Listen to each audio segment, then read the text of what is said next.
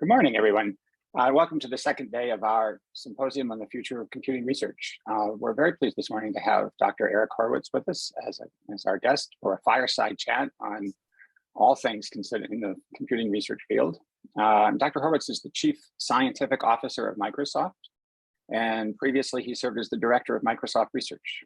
His own personal research has centered on challenges with machine learning, reasoning, and action amidst the complexities of the open world. His efforts and collaborations have included the fielding of AI technologies in healthcare, transportation, aerospace, and computing applications and services. His contributions to AI have been recognized by the Feigenbaum Prize, the Allen Newell Prize, and induction into the Chi Academy. Currently serves on the President's Council of Advisors on Science and Technology, or AKA the PCAST, and the National Academy's Computer Science and Telecommunications Board. He has served as the president of the AAAI and on advisory boards at the National Science Foundation, the National Institutes of Health, DARPA, and ONR. He's been elected a fellow of the AAAI, the AAAS, the ACM, the National Academy of Engineering, the American Academy of Arts and Sciences, and the American Philosophical Society. And he is a proud PhD graduate of Stanford University. So in order to keep up with Eric, we think we need two of us. So I'd also like to introduce briefly my colleague, Terry Benzell, who is the director of the Networking and Cybersecurity Division at USC's Information Sciences Institute, where she has a really lively and dynamic group of about 75 researchers in those areas. And in addition to that, she serves on the NSF Size Advisory Committee, the IEEE Board of Directors, and several private boards. So to open the conversation, I'm going to turn it over to Terry. Well, good morning. Thank you very much, John, and thank you, Eric, for joining us for this discussion. And thank you to all of you out in the remote ether internet space. We will be using the Hublio platform and monitoring it for questions and answers. And this is meant to be a, very involved dynamic discussion with all of us. So please enter any questions or comments you have. And I will do my best to keep up with that and forward that information on to the rest of the panel here. So Eric, as you said, the three of us had a conversation and talked about what are some of the topics we'd like to cover here and what's been going on and what we're talking about here in this whole symposium. So I'm going to ask you sort of a two-part question to get us started. This symposium is in conjunction with the 50th anniversary of the Information Sciences Institute. So if you look back over the 50 years, what are your reflections about how it's evolved? But the second part of the question I really want to ask, because we don't want to spend a lot of time looking on the past, but we're looking to the future, is do you see the evolution as having been linear? If not, where were the bumps? And do you see the future as continuing on a linear path, or do you think there are events ahead of us that will push us in some different kinds of directions? Well, first, John and Terry, it's such an honor to be here to help ISI celebrate its 50th. Over that 50 years, it's been such an arc of innovation where computer science has gone from what I would consider, as we discussed earlier, a set of technologies that were relatively cloistered inside computer science labs into having huge, unprecedented influence in the world. And just the technologies that were really developed by computer scientists were only shared with other computer scientists in the 1970s when ISI was started, and the 80s even. And now they're the fabric of everyday life with advances in these real world uses and dependencies from databases to privacy, security, communications, and commerce that are used so ubiquitously. They mesh with our lives with such fluidity that we don't consider it computer science, at least my family doesn't. Such as interactive databases. Interactive databases were such an exotic technology in the 1970s for research. And now we walk up to an auto teller at a bank or deal with daily e-commerce on the web and think about this whole notion of what it takes to build an interactive database that understands how to maintain state. And of course, I have to refer to the Q&A at ISI on the anniversary of the organization, the foundation of the modern world of communications and services on the internet, with incredible contributions that were made by the teams at ISI. Again, I in the 1980s, email and networking, and even a little bit of social media, bulletin boards, as we all recall, these services were part of the computer science cabal Like we would know about these. I could finger somebody at MIT over the internet and see what they were doing. And I would show people how we could do that. And today, this internet powers a great deal of the world's commerce. It plays a major role in industry, scholarship, entertainment, really our culture. And it's clear that we depend on it as much as on electricity. I was in a hospital recently doing a project, and the computer system went down. There was a big PA announcement, and everybody, there was a sigh along all the hallways, and then it came up again. It could have just as well been electricity going down in an operating room. I also mentioned on getting into rough edges and where things are going, Terry. You know, we've seen one of the most fundamental shifts in how ideas are published since the printing press. You know, the most fundamental change we see in news and entertainment, how we access entertainment, and so we see wonders with that, but also rough edges that deserve attention, and incredible socio-technical influences. So I like to say that in many ways, these advances in computing have brought all of us, the world, more closely together in a very personalized way, more than ever before in history. And also, quite unexpectedly, from my point of view, pushed us apart, polarized us into just as personalized pods of perspective that some people refer to as computationally powered filter bubbles. So anyway, over 50 years of ISI's history, computer science has just gone from a rarefied discipline to play an absolutely central role. It changed how students make decisions about their careers. As we discussed earlier, people used to call medicine and law noble pursuits. These were popular directions in undergraduate and graduate school for being especially distinguished and respected, having influence in the world. And given the influence and power of computing technologies, the study of computer science has now become a noble pursuit in the same way as medicine and law were viewed decades ago. Moving forward, we have to really keep our eye on this new role that computer science and computing technologies are playing. You know, with the dependency for these technologies on the world services and applications, computing infrastructure, we're going to face new forms of disruption based on failures we can expect and on adversarial attacks.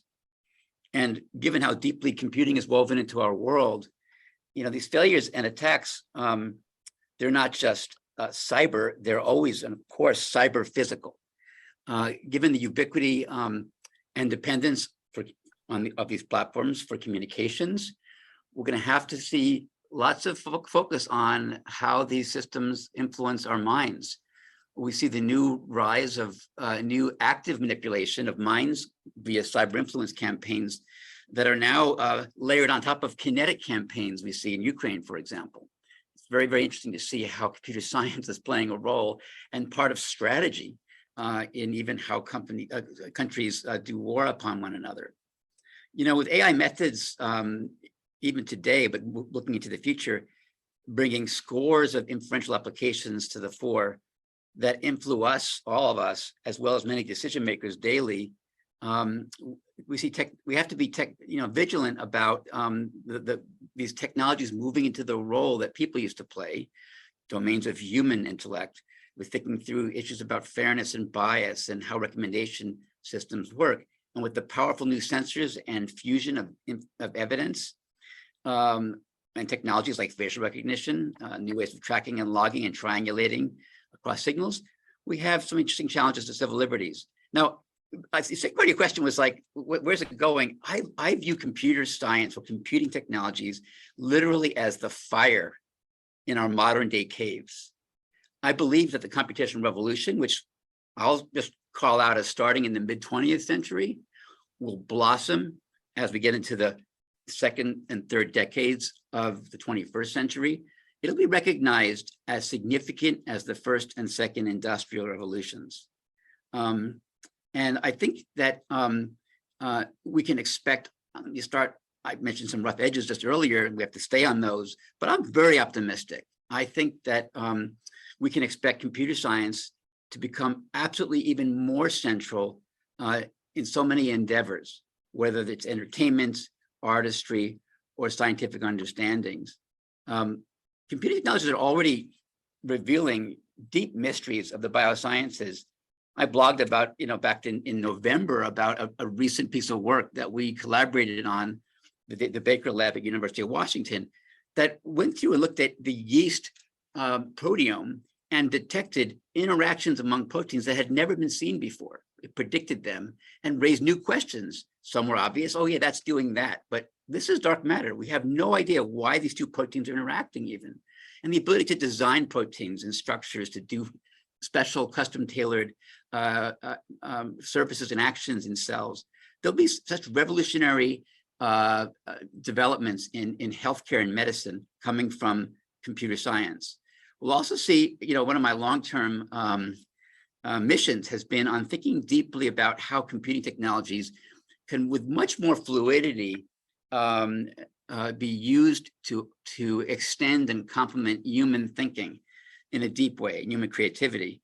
This whole vision that JCR Licklider and Doug Engelbart and others talked about, right around the time, maybe a couple years before that ISI was stood up, are still standing grand challenges for our field.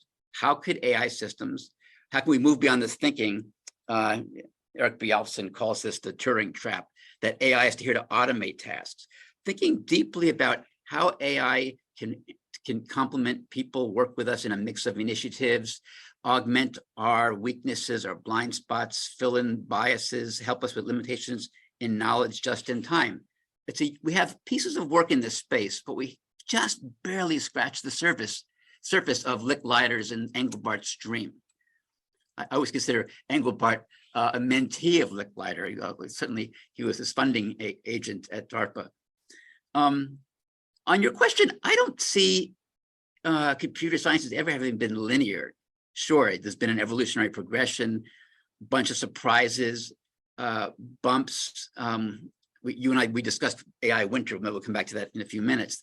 There've been disappointments, people that have shook their hand to say, we can't solve this problem. This idea of even understanding what curricula is in a computer science department, how that's a bump. Today, we're facing a bump. Like, what is a computer science department? What should we be teaching our students? How do the foundations, databases and security and privacy and sort of networking and compilers, how do they fit into how we need to educate our students today? Do we need new departments evolving on campuses that are computer science affiliated, or computer science, rightfully so, calling themselves biomedical informatics or data science? What does that all mean exactly? So we're facing this idea of an identity. We call it a crisis, but evolution of who it is that we are, what we mean by computer science. I'll stop there, but I didn't want to go on too long without having more interaction. I'm getting too excited here. Well, I think that, so you raise a really interesting question, and you got to it at the very end, but I'd like to follow up a little bit with this because, I think that it's interesting to ask, given this very change in the research landscape, and given the sort of change in the nature of the research that we're looking at doing, how structurally will that happen? Right. And I think there's a real tension right now in some schools where the computer science department is actually looking inward. They're trying to become more focused on classical computer science and assume that someone else will take the load. Some schools, MIT has created the Schwarzman College of Computing to kind of try to create an overarching structure. We spoke yesterday, and this may come up again later as well, with a bunch of young researchers, early career researchers, who were feeling a little bit daunted, right? Because they wanted to do research of the sort you're talking about, and they felt that maybe the field wasn't ready to accommodate them. So I wonder if you have sort of structural thoughts about how we might get to where you're talking about going. Well, let me first say that what you're describing in the students, and this came up in the early career research roundtable yesterday, what you're describing about them, I don't think is necessarily, maybe it is exacerbated today, but it's always been a challenge when a student comes into a computer science program of one form or another, and is excited about X. They come in, excited about AI, and there's coursework and quals, and people have to know about optimization and complexity theory and numerical analysis and databases and program correctness and theory proving. Even HCI and visualization might be on their comprehensive.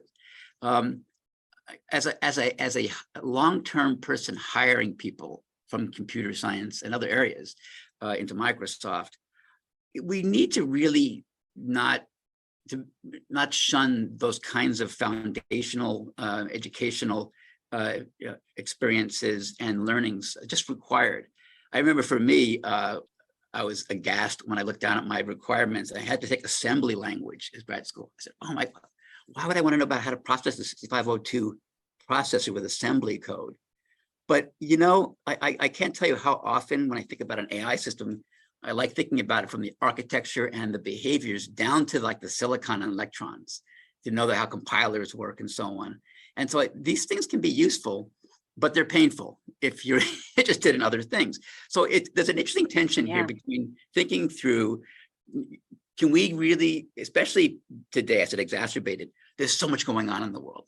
Interesting rough edges, socio-technical issues, policy issues. But we really have to have people know about what Grace Murray Hopper did, right? What a compiler is, what a high-level language is, what a database is, and what its flaws might be, how it could be attacked. So I'm going to leave it to the deans and the department chairs and faculties to think this through. In industry, we're happy to help and engage and even play a role.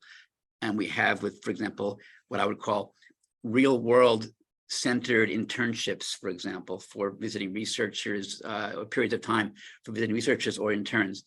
But it's a really interesting challenge to think about, do we want to begin giving degrees and graduating people who have a different kind of named degree? We can't expect folks to have the same foundations as someone who says, my PhD is in computer science at University X. All right, I think that's a place for us to jump off into some of the questions in the Q&A.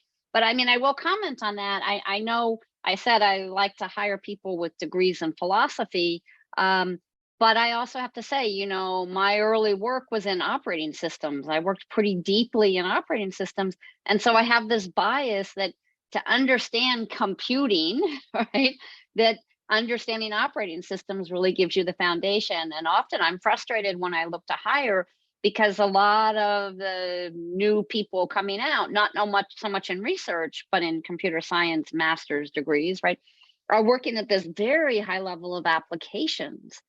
And that's a disconnect for me. And it's one I have to overcome my bias so that I can understand the value of this broader view. But and there may be a place for that. I mean, it might turn out that we just come to understand that we need to have people who focus more deeply on related issues that can actually take the abstractions. I know, computer science is great at information hiding, and maybe it's fine to hide the information and go from there, kind of thing. So let's really jump. We have Rod Van Meter has asked, he says he traveled here on quantum computing money. So he's going to pay the bills and ask the question, what's your opinion about how quantum computing and communication fit into the big picture of where computing is going? That's a very interesting question. We've made a major investment in quantum computing at Microsoft over it's probably almost 15 years now, and we're seeing some payoff. I think quantum computing is very interesting because I view it from the point of view, I was a biophysics undergrad, and I view it as the first time human beings are actually building quantum machines to do important things besides watching emergent properties like photoelectric effects and liquid helium rolling on a table. So it's really interesting that we can harness that, and the theories are just beautiful. And I've been reading a lot about catching up on intuitions about it and so on. I think, unfortunately, and I'm sure the questioner would agree with this, quantum computing tends to be viewed by the rest of the world, maybe not by all computer scientists, as really, really super computing. And of course, it's not. It's incredibly impressive new kinds of computing for solving certain kinds of problems. And I think we need to communicate that. Of course, those problems are very important. And I'm especially excited going beyond cryptography and factoring. I'm especially excited about the prospect that we could use quantum computing directly and or simulators or approximations of quantum computing. This is a new area of AI right now, to do new kinds of material science and new kinds of chemistry and physics. And we've looked at that a little bit, like what's the trade-off? When will quantum computing help us get to new places you can't get to quantum chemistry with traditional computing? It's not obvious. There's crossovers, and it's very interesting to study those interfaces. I would think we want to communicate the excitement about the less well understood aspects of possibilities and opportunities of quantum computing beyond the factoring kinds of applications, to talk about what we know are sort of core challenge problems, even are viewed as canonical, like compute how hemoglobin works, generate a new fertilizer that can, fix nitrogen in new ways that are less expensive per power requirements, and so on. John, did you want to jump in, or I can go to another question? Well, yeah, sure. Let me just follow up on this a little bit. I think it's kind of part of the same thing. And then I know, Terry, you do have a couple other questions staged up as well. But, I'm very interested in this discussion from the point of view of the fact that today, everybody wants to do machine learning, right? So if you're a student and you show up, you have 700 applications for the machine learning class and 3 applications for the compiler class, right? But I remember AI Winter. I remember when, the new hotness was something completely different. And I think that there's sort of a philosophical question here and a practical question, which is, how do you give students the perspective that they should have the breadth? How do we draw people into the areas that are pre-hot or post-hot or something like that? And how do we kind of shape education that way? I just came off the visiting committee at Stanford for the CF department this year, and we were looking as the visiting committee at, I'm sure, very, very representative statistics at all the people that want to, all the new students that want to be in AI, and the AI advisors, and how we can sort of, and AI coursework, the size of the courses of the AI classes, as you said, versus the automata theory class. My first reaction is this. I believe people really should let their curiosity and excitement guide them, and mentors should be really tuned into what people want to do. But there's so much to be said about following one's own deep curiosity and passions as the driver of both education and career. AI wasn't popular when I started in grad school at Stanford in the mid 80s, but it was at the core of my curiosities. I wanted to understand the computational foundations of thinking, principles of intelligence, and nothing would stop me. I mean, yes, I took that assembly language class. I had to take classes like that. But I viewed that as on the path. And so if you think about it, to topics within AI, and I'll say particularly machine learning that are very attractive right now, polarizing tools and applications in the chatter on social media, and and so on, and big heroes on Twitter that have 100,000 followers and get 4,000 likes to everything they say about machine learning, latest development, latest large-scale neural model.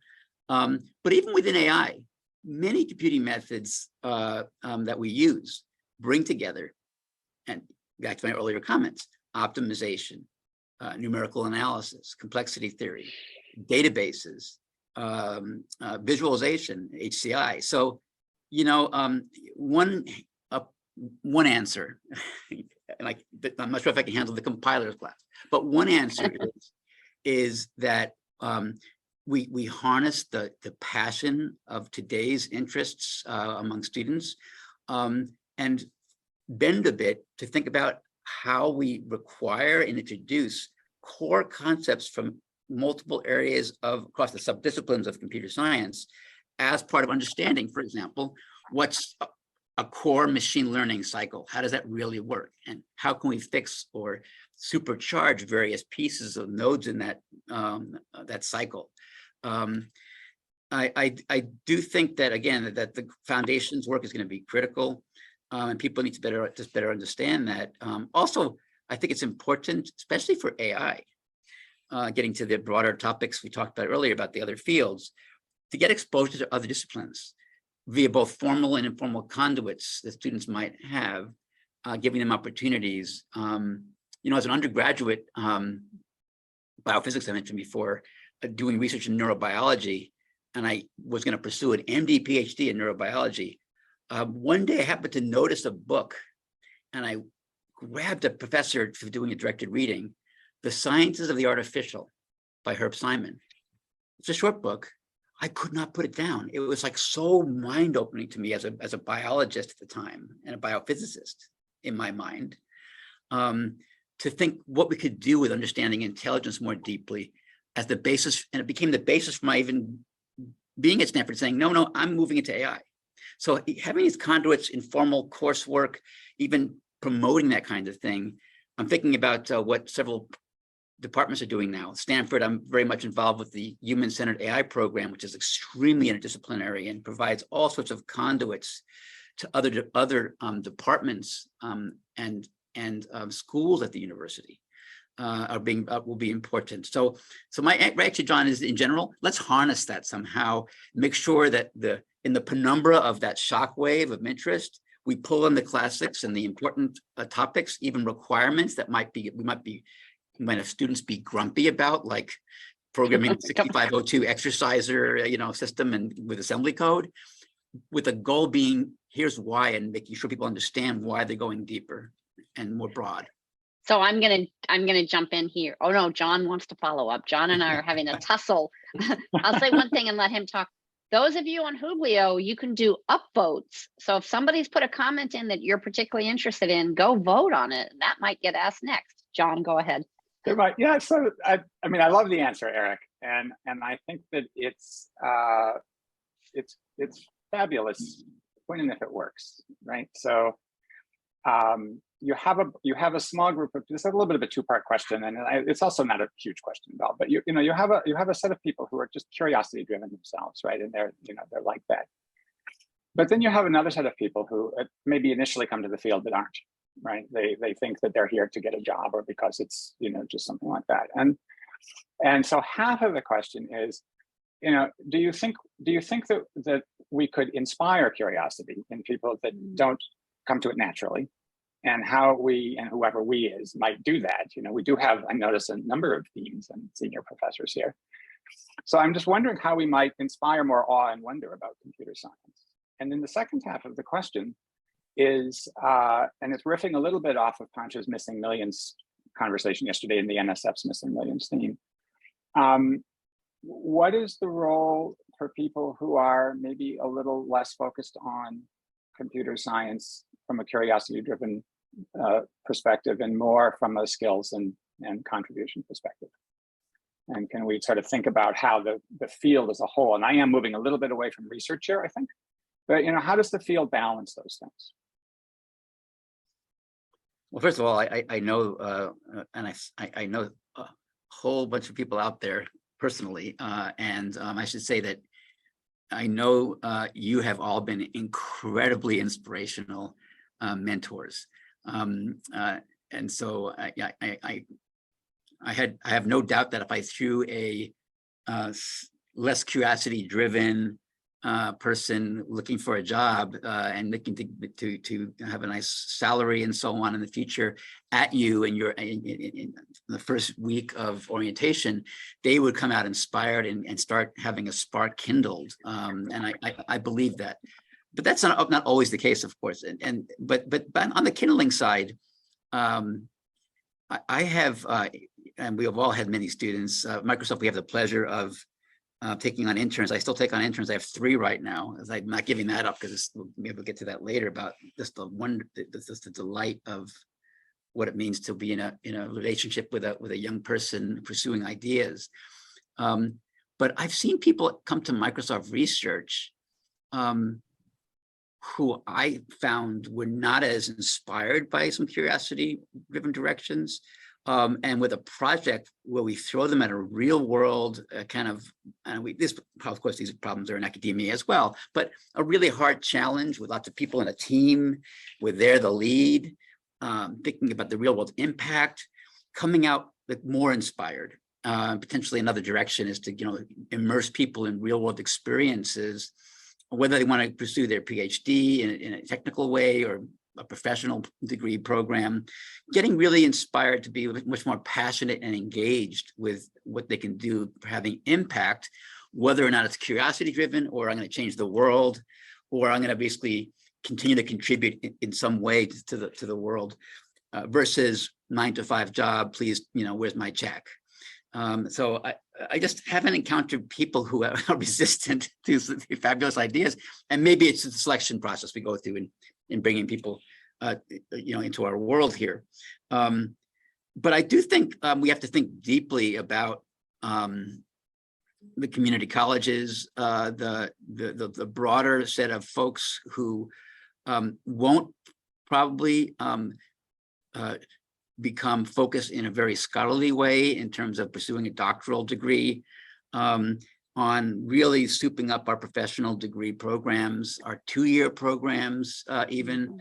I'm on a PCAST study right now on public health. How can we fix the public health system of our nation? And after all this thinking about data and systems, and we started focusing on workforce.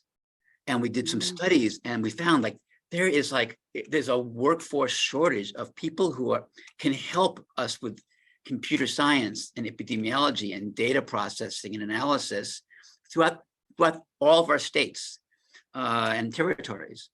And we're thinking, how do we fix this? But it's not just public health. You pick your field where computing, going back to our earlier comments, is now central. And we need folks who can be there to play an absolutely critical role, where right now we just have quiet and no signal, because we have no capabilities in critical aspects of what we depend on for health and wellness in other areas in our country.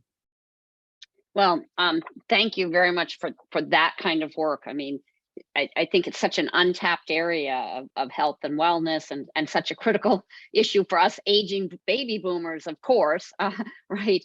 So I want to go one place, and then I have a couple of questions I'm going to try and hit from the group and the team out there. One thing I heard you talk about in one of your previous responses there was a little bit about the passion and what happened when you picked up that book and you read that, and how that really shaped your career. And that's one of the things that came out yesterday in this early career session, is those people shared those moments. And in the pod that I was in, we took a few moments at the end of the discussion to have that conversation. And I think not enough people talk about that, because it's sort of, what's the path, and your parents expect you to do it, and you go to college, blah, blah, blah, blah, right? But really it's driven by our passion, and for me, it was a 4th grade teacher that taught us geometry, right? And then it was in graduate school reading an article in Transactions of Computing of ACM, Shahef and Hauser, wrote about proving programs correct. And I was like, this is it, right? Totally cool, so right? I think that making sure, and that should be like an interview question. What was your passion? What's your aha moment? Why are you here, right? We need to talk about that. And I think that's so important. Terry, let go me ahead. just comment. I mean, I don't think enough of us share these stories. Right. And I wonder if there's a place we can do that in a collection, or, for me, just to say, it wasn't just that one book. It was sitting in a darkened room with an oscilloscope tube, watching a neuron clicking and thinking, how on earth can networks like this generate all that I know, or the world of mind? Then the book hit me. And I said, okay, well, this is the pathway, not sticking single electrodes into neurons. It's going to be systems, it's going to be theory, it's going to be foundational principles. But we all have these moments, and we can sort of write about these things. I'm sorry to interrupt your question. No, I just love it. It's so exciting. And like you say, we don't share those stories enough. And we need to also bring the human part into our work. And I think that that's a change that's come about in the last few years. So anyway, jumping to some questions. I did say I'd do it on upvotes, but I'm going to break that for a moment and go to Karen Solins, because the other most popular question is Rod Van Meter, but we've already asked one of his questions. So Karen Solins says, you've talked about how computing may influence other fields. Do you envision those other fields as having an impact on computing and computer science? Where might we find those influences? Let me start with AI.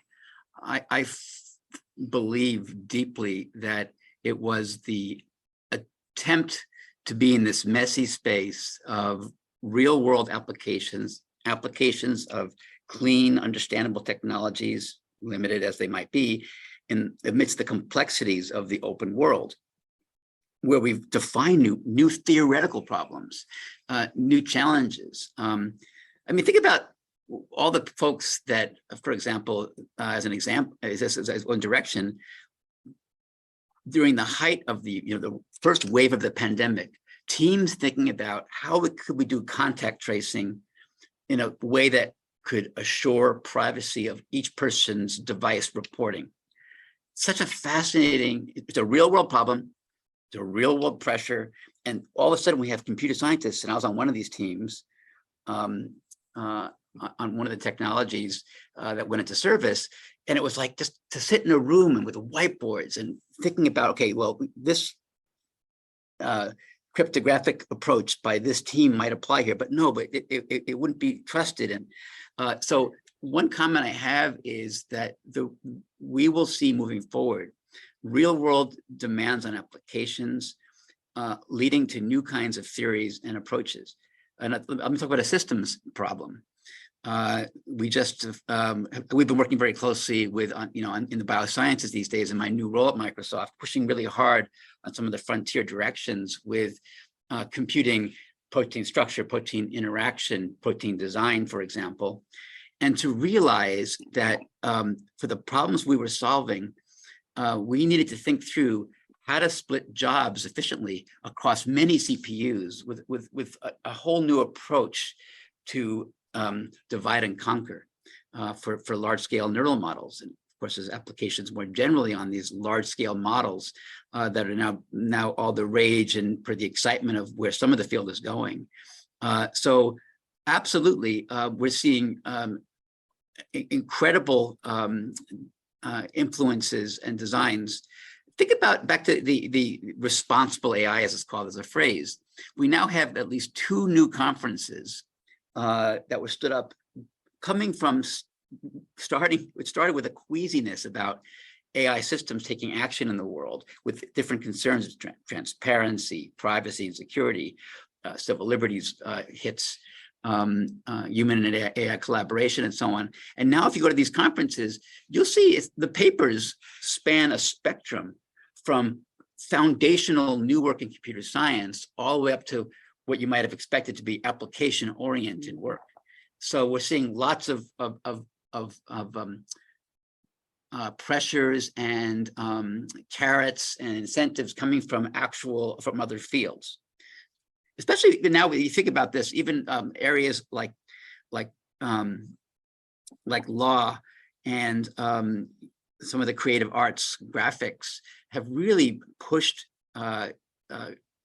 these subdisciplines of computer science along in unique ways that I would say are coming from outside computer science itself.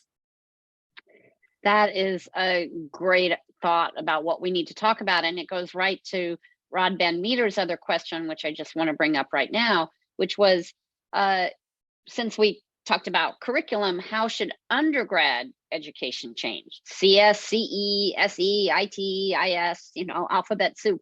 Is that the right set? And again, since it's Rod, he's going to say, how does quantum fit into this? But maybe that's a back issue. But let's talk about curriculum for a minute and alphabet soup for undergrad education. Well, first of all, I think everybody should have the experience of writing a very large program in a systematic programming class and really passing parameters and thinking through the latest coding tools, maybe with Copilot turned off, or pick your programming assistant tool of your choice, to really understand what it means to write and maintain large pieces of large software programs.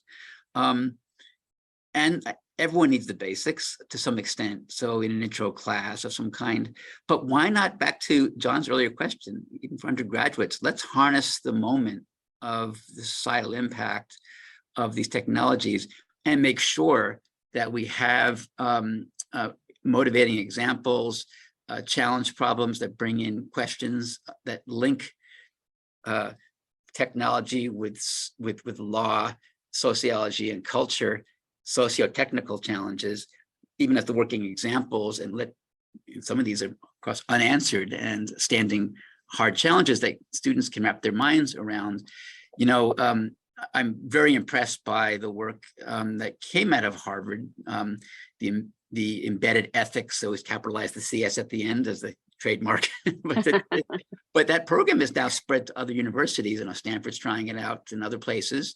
The idea of thinking about, and in some ways it's interesting, because that program took existing computer science, undergrad and grad curricula, and thought about like modules to add some of these questions about the influences of computing on people and society into the actual existing coursework, maybe doing some trades in terms of the time and space available.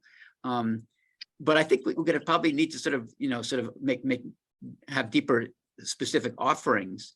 I know Rob Reich and Miran Sahami and others teach a course on sort of AI people and society and the rough edges at Stanford. And that kind of course and program, I think, is very motivating and exciting for students, especially if we make sure that we have links back to the basics in the undergraduate regime. So John, I think it's over to you. Sure. So I think this is a little bit off the target, but it's one more question from the audience, and it's a kind of an interesting one. I'd be very curious about, actually, which is this from Craig Rogers, and he's interested in sort of the changing intellectual property regime around computing. I think the argument that software has really fundamentally challenged traditional notions of intellectual property and created new models for sharing and collaboration, but economics remains a factor. And how do you see all of that playing out, and how does that affect our world? Yeah, I'm not an intellectual property expert, but I've watched the evolution over time of, for example, what the US Patent Office has been saying about software versus other machines that are invented. I've always been a big fan of celebrating ideas in the computing space as much as any other machine, whether it's written for a universal Turing machine or a limited mechanism made of iron and rivets. And that's just my point of view on this.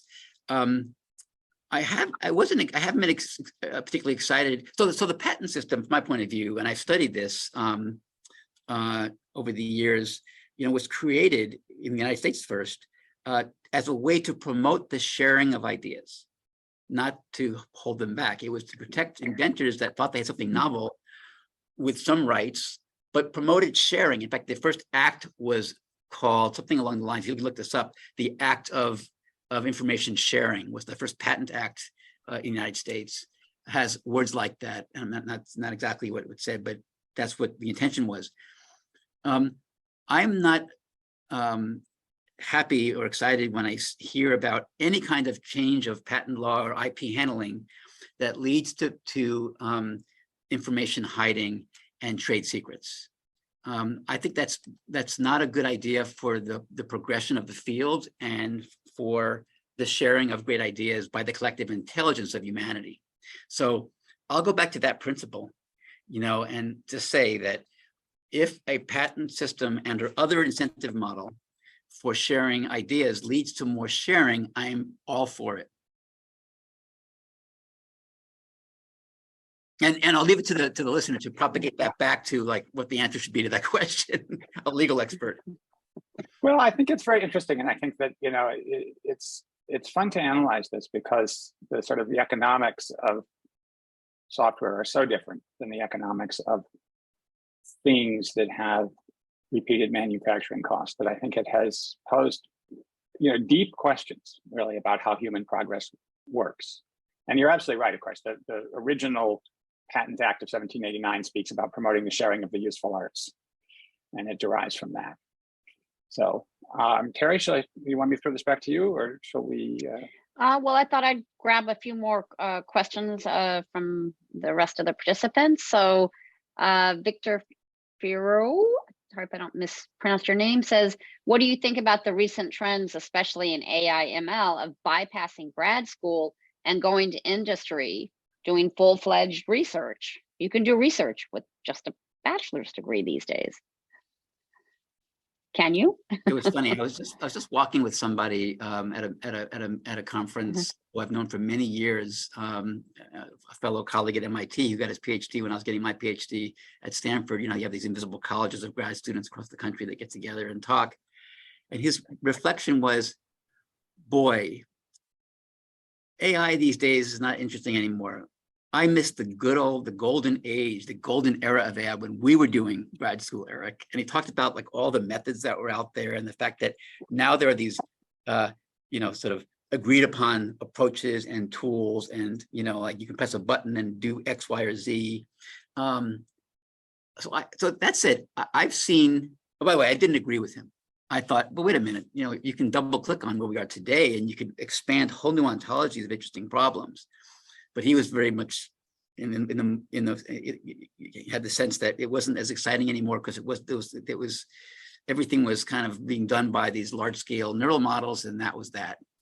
I've seen a couple of students over time who came. For example, we had a program at Microsoft called the Microsoft AI Fellows Program, where we took people either right after undergrad for a year or two, and had them do research. And we always meant that to be an interesting platform to further motivate people to pursue doctoral work or to go out into the world and be better ready to do more sophisticated things with in terms of how they viewed tools and what they could do with them. One of these people actually stayed on and became like a researcher at Microsoft and has done quite well. I just don't think it's for everybody. I think that it depends on personality and motivation. Mark Twain made the comment that something, and again, maybe John can correct me again with the details here. He has a web browser available, but it was like, I don't let school get in the way of my education.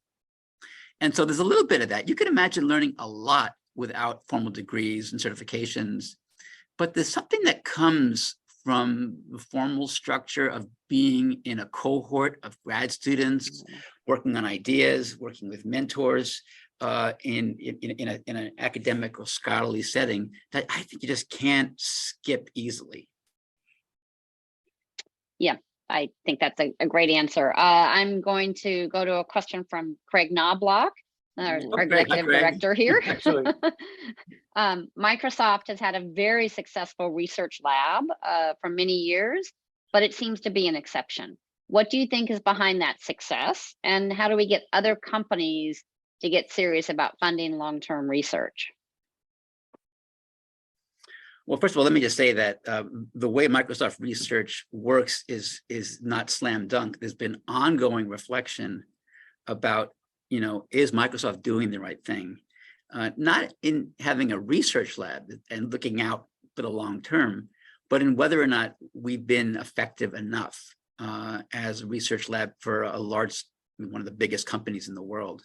The questions come up about blue sky and opportunities for more coordination, and what about Xerox PARC? We don't want to go there. And so we have this ongoing reflection about, well, how can we, we just hit 30 years. I hate to say this, but I've been here most of the time, but it's an ongoing act of creation and reflection at the highest levels of the company. And you can imagine that research managers and lab directors feel this kind of like tension between openness and freedom and go for it. For example, from day one, Microsoft, the deal with Microsoft researchers, believe it or not, was we would never review papers in general before publication. That was the decision that the researchers would make. And that in itself, like those kinds of principles, really changed the nature of how people feel free to go and just publish and pursue. But there's always been opportunities to think through, and we've done this over the years, how can we better coordinate what's the right mix of top down and bottom up, where people won't feel constrained, but they'll feel part of a bigger thing. And we, even when I was overseeing the Redmond lab here, one of the starships of the fleet, I called it, of course, because I was self-centered at the time as Redmond lab director, I tried some large-scale coordinated efforts, but they were considered atypical. Like, what's Eric doing here? A little bit of suspicion. And so let me just say that the first part of my answer is we don't necessarily have it right either. And the question is how to do that well. My sense is other companies are exploring similar kinds of questions. And I think it's not all about short-term versus long-term. Yes, I think for the longest term thinking at the frontiers, it's typically academic centers. They exist for that. And that's why we want to keep them around and healthy for multi-year grad students working with their mentors on really out of the box thinking without any pressure at all of the real world. Can we have a little bit of that going on or a lot of that going on in industry? And if so, what's the relationship of that kind of work to the academic world? And what might supercharge those kinds of efforts in ways that would keep people motivated and excited as exploring at the frontiers in industry while doing bigger things and things you can't do potentially in academia? I told John I'd give it to him, but I just have a quick follow-up comment on that. So the other night, by the way, that's my unwashed thoughts about things. I'm sure if you ask people at Microsoft, you'd have other opinions. No, I really appreciate that. The other night at our 50th gala dinner, we had a futurist, Ari Popper, science fiction writer, talk to us, and he and others in his talk that he credited, asked the question, what if when Facebook was first being developed and thought about and envisioned, somebody had stepped back and taken the out of the box thinking, like, well, what would this eventually be used for? Who could envision that it could be used, not only to influence what we buy, but who we vote for, how we live our lives, right? That seems a bit ludicrous when you think about the origins of Facebook, but I think it is a good question, is how do we as a whole society step back and do out of the box thinking and think about impact? Let me first say about Facebook, I was meeting with Harry Lewis a number of years ago, and he happened to show me, I think he probably wouldn't mind this, he happened to show me some of the notes that he discussed with Mark Zuckerberg back in the day. And the idea of this, like the speculation of like what you can do with networks of people was there. The spark of like imagination. Yeah. He was so excited about like, just talking about what Mark was interested in then, just as a talking about how students go from ideas to passions to really changing the world. And I think back in those days, if Mark was told like billions of people will leverage these ideas someday, and it will have the huge implications for even how elections work and how people understand news, they would be like completely floored, like unexpected. That would be a huge surprise. Now, what I find really rewarding about today is how quickly, over maybe 8 years to 9 years, there was this rise of interest in responsibilities around computing that kind of tracked the rise of real world influence of these technologies, where it's now a burgeoning field. I mentioned even in AI, 2 whole conferences plus and a journal. When people talk to me, they come to me with knitted eyebrows, because we do a lot of work in this space at Microsoft, and I've been passionate about this area in AI, people in society. People will say, well, with knitted eyebrows, like, we're in trouble. My reaction is, maybe in certain ways, but we're not. Look at all the effort and all the foresight now as we've become sensitized and sensitive to the implications of what we're doing, and we can get out ahead maybe and point out only in some ways as computer scientists can where the puck is going and what society, law, other aspects, culture, and others, computer science, might be needed to address that puck where it's going. We didn't have that with electricity. We didn't have that with flight. there was somebody, if you read the book on the Wright brothers, it's interesting. There's a small section where there's a reflection. Somebody asked, I think it was Orville or Wilbur, what about using these things for warfare? And there was a little bit of like, kind of like the way it was described. Again, we can check this out for veracity. Okay, next question, right? What if we thought this through earlier on? We couldn't do this around fire. Would probably in a good way to think through where fire was taking us.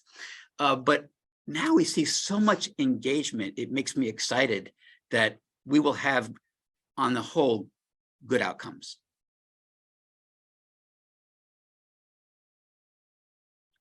Okay, so I think we're going to come back to that in a minute. First of all, I just have to tell you, no web browser involved. You just happened to hit one of my little passions, and so okay. Several passions of John's. Yeah. So we have several questions in the chat about sort of related things to what you were just talking about, ethics, responsibility, things like that. And I would like to get to that before the end of the session. But before that, let's just talk about AI itself for a little bit. So, as I think we're all aware, AI has become very focused now on machine learning and on, in fact, maybe particular subfields of machine learning. It's become kind of a one-trick pony, if you will. And that's certainly because of the remarkable success of that line of research. But that line of research is very, very different than where classical AI started. Some of my classical AI friends are horrified, very discouraged. So this is a place that you've been working for a very long time. And I think it'd be very interesting for our audience if you could sort of talk about how you see the field progressing, where it started, but more interestingly, where you think it might go. Is ML the be all and end all? Do you view that as sort of the brute force approach that has worked out? Will we develop, new theories of human consciousness that we can apply going forward? Or, what do you think? Where are we going? So first reaction is if you go back to 1959 and read Oliver Selfridge's paper on pandemonium, that's the name of his system. He basically, and others, but he laid out the blueprint that we haven't really gotten off of what machine learning, how to do machine learning.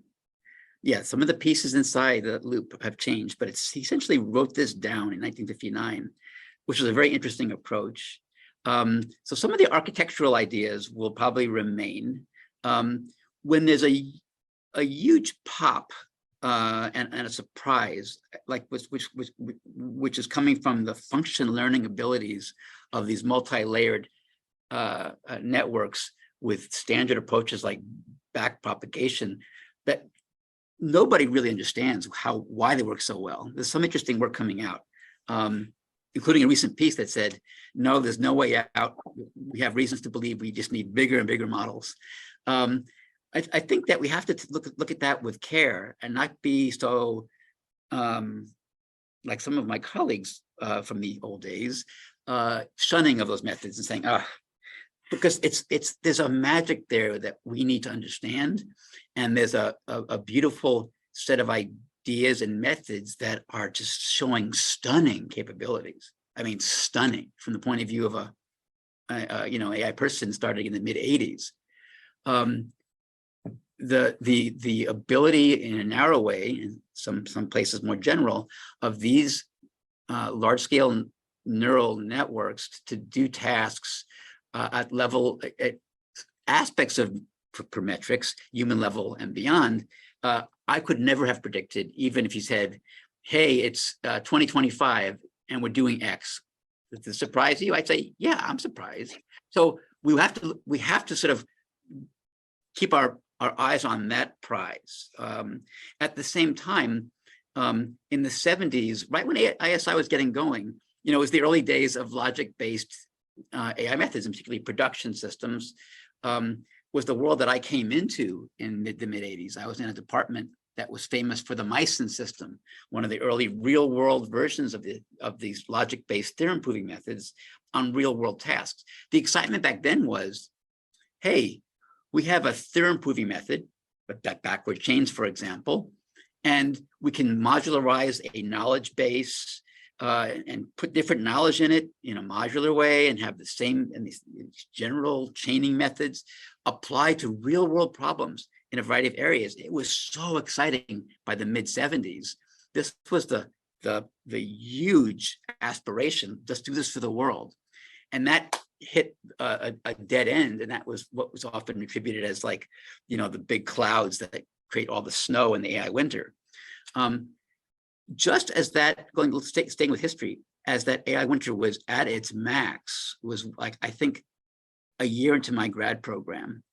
And I and other grad students were looking potentially framed by that winter, and it was winter for good reasons, and we can go into that in detail, at going back to probabilistic methods and statistical methods and looking carefully at how they might be harnessed.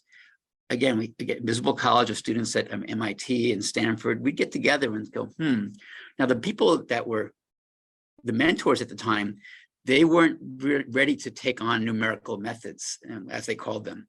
In fact, when I showed some ideas to a very senior person, I won't mention any names right now, the reaction I got was, you have physics envy.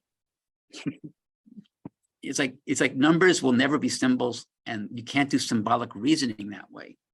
So there's always been this interesting tension as the world of, we'll call it probabilistic and statistical methods in AI took off. In particular, even addressing the symbolic aspects, for example, Bayesian networks, which was the representation of choice for folks like me in the day, and influence diagrams and decision theoretic models. So it took, for that paradigm shift to happen, in some ways, it took grad students who weren't necessarily enmeshed in the prior paradigm. And I think when I look at my son, for example, who's starting his PhD in CS at Columbia, he was like the head TA in deep learning at Brown. It's like, as a master's student, it's like deep learning for him is like back of the envelope. It's like, to me, it's still a little bit, well, are you sure you want to? He's like, oh, no, this is like that. Come on.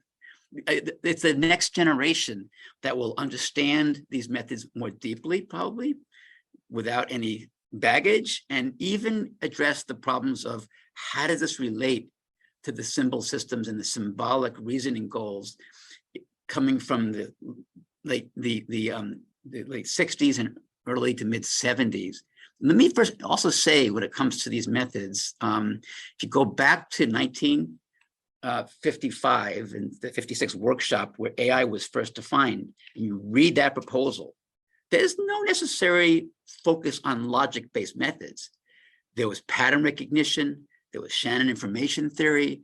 It's a beautifully written proposal that I often joke would get funded today if it was sent to DARPA or ONR, because of the outstanding problems. But it was it asked scientists to be looking broadly at how we can solve these very hard problems. And in that context, when it comes to what we're seeing now with deep neural nets, and by the way, people in that field, like my son and his colleagues, they see a whole variety of techniques. To them, it's a rich, bustling area. And old timers like me, or the fellow I mentioned walking with recently at a conference, see it as like, what happened to the golden era of AI? So I think I just want to follow up on that really quickly. We had a student yesterday in the early career panel who basically his frame of reference is empiricism is life. And he was very, very frustrated because he had found it incredibly hard to find the faculty position he wanted, although he succeeded in the end, because all the departments basically said, look, if you can't prove it, it doesn't count. And what you mentioned a minute ago is kind of, my sense, which is that much of deep learning today is understood at the empirical level. We don't quite know how it works. I'm inclined to think that that's just because it's early days. Do you see us gaining a more fundamental understanding of these tools in the future, or is it always going to be empiricism? Well, my first reaction is, look, we're scientists. Let's be optimistic about coming up with better understandings. I was the person, I think, that first, people echoed this after me in a New York Times article, called these methods alchemy, in a loving way. we have pieces of work now, and researchers and research scientists in this rich area that we see as an evolving area in itself within AI are nipping at that question, John, in a variety of ways.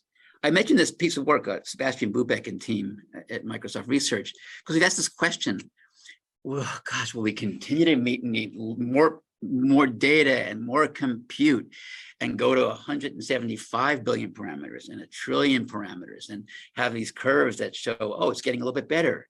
Are there ways to modularize and factor and fine tune and use symbolic reasoning and hybrid methodologies to do something different? Causal mechanisms, other kinds of interesting questions. And in one piece of interesting work, which I think gets at least one direction, made an argument with clear mathematics about how generalization works to previously unseen cases that showed why larger models will continue to be better in certain ways. So let me just say that I'm optimistic. I was one of these people that years ago said, might the human brain, back in my coming out of neurobiology days, might the human brain be so complicated, there is no summary. There is no summarizing reductionist way to describe some of the most important emergent, we'll call them for now, properties and capabilities. And you can use that same question about large-scale neural models. But let me just say that it's possible we won't figure this out and stay in the empirical space and just harness these things. The way many aspects of science and the world have been harnessed for years before we had understandings by humanity, or might we end up with the nips at the edges getting more to the foundations? And I'm optimistic. I'm going to, we're nearly at the end of our time. I'm going to take my next question, which would take a half an hour to discuss in any detail, and see if we could try the 5-minute version of it. And it's in part responsive to many of the questions in the chat, which is the whole issue of ethics in computing and ethics in AI. And I think we could ask that question at the general level, but maybe just for the interest of the audience, if you talk a little bit about how Microsoft is looking at this question, and where Microsoft itself sees that effort and that need to go. So I have I have a personally high bar at why I stay at an organization, and if I stay at an organization for this long, always reflecting, should I continue here or go somewhere else? It's because I found that across 3 CEOs, I found alignment with values, which went way beyond business. Of course, you want to survive, but and way beyond commerce into why are we here? And for Microsoft, from the you can look at the history from the days of the Altair computer. It was all about wow, we could change the world, and that is amplified even more deeply by under Satya Nadella's leadership, where the goal, and he says this very often, he cites Colin Mayer, an economist, let's identify really solutions to really hard challenges of people in society that are profitable, because you're injecting such value that you find profitable pathways. So when I came to Satya and others, and Brad Smith and other leaders with concerns about Microsoft needing a point of view and a process, given the rise of these technologies.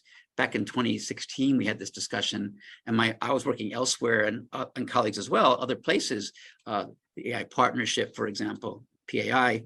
My wife and I endowed the 100-year study on AI at Stanford in 2014. Very passionate about this space, and we said we need a corporate approach. There was such deep resonance, this fits in with what we want to be doing. We don't want to be shipping software that does X, Y, or Z. We want principles. And so the process was very interesting, involving senior leadership who were deeply engaged, not I like that, but more let's come up with a set of AI principles that are kind of modular and independent, and let's make this the kind of rubric of what we do as a company, and we've stood with those 6 principles. And on top of that, we stood up a process we call Ether, the AI Ethics and Effects in Engineering and Research process, and now Aura, the Office of Responsible AI, that work together, where Ether is the frontier thinking about things coming down the pike, like Copilot, for example. Should we let Copilot out the door? What are the issues of Copilot? So something called like a new technology like neural custom voice. So Microsoft developed technology maybe 4 or 5 years ago where you talk into a microphone, 2 paragraphs, and the system can, literally with a neural model, can call your spouse and have a check written in your voice and prosody. Well, so, what's that process like by how Microsoft would reason about that technology as to what's the right thing to do with it, not just for Microsoft, but also as a player in the larger world with federal and state governments, potential regulation, and its own self-regulation. So for example, that technology was not let out the door, but we like the idea of having it be licensable with the right kind of application process and review to, for example, uses like narration, news, automatic news anchor for, let's say, BBC, or a patient who knows for the progression of their ALS symptoms, they'll be losing their voice. They can have a system that talks like them versus a 1987 Macintosh. And so we came up with a whole process and thought through details, and then we try to take specific cases and generalize them to, for example, something called Microsoft's limited access framework. Anyway, this all has come to this point now where we just released to the world our responsible AI standard version 2, and every product team, product teams at Microsoft follow this standard. You can read about how we do products now. Any AI product follows this methodology. It's been interesting to watch the trades, to have a sensitive uses program that's now reviewed through a process by which a sensitive use of AI is identified, and then it goes to a review process where recommendations are made back, including stopping the project, where we've reviewed now over 500 projects over a period of maybe 3.5, 4 years. And here's one thing that I've learned about this, by the way, a couple of learnings. You need to have top-level leadership at the company completely buy into this and help you nurture this kind of ecosystem. You need to think through the details of specifics. I had thought when we first stood this program up that after a few cases, we'd have precedent and have policies in place. But the fact that we have several hundred reviews with nuances showing up all the time means it's a living, breathing approach to how we deal with the emergent properties of it, capabilities of AI systems and their applications like Copilot, DALL-E, and other systems. Okay, we have reached nearly the end of our session. So what I would like to do to wrap this up is to give you the last word. Take a couple of minutes and tell us anything you'd like, and we will close ourselves out. Well, I just can't imagine a more exciting field than the one that we found ourselves in or that we chose. I hope we can communicate our excitement to upcoming students and people thinking about careers in this field. We need all hands on deck, given how important our field has become. All hands on many decks, given the explosion of our field. We didn't get to talk about mentoring and students. I just think it's just the happiest I've been is when I've been learning from mentees. They become my mentors. And so to share the excitement, to build a body of people and relationships around ideas in this field is the joy of my life. And I hope that others feel the same way. Thank you so much. We appreciate your time, and I personally enjoyed this tremendously. I hope everyone else did as well. So for those of you out in the audience, we have a short break now, and we will see you at the next session.